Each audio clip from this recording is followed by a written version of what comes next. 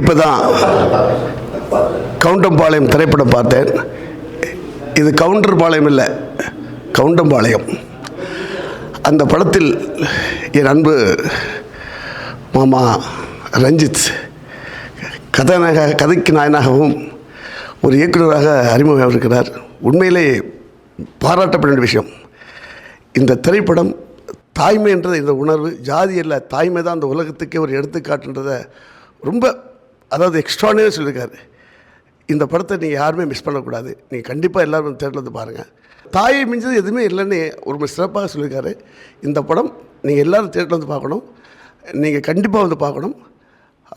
100% இந்த படம் மிகப்பெரிய வெற்றியாகும். என்னுடைய மாமா ரஞ்சித்துக்கும் இந்த தொழில்நுட்ப கலைஞர்களுக்கும் என்னுடைய வாழ்த்துக்கள். நன்றி.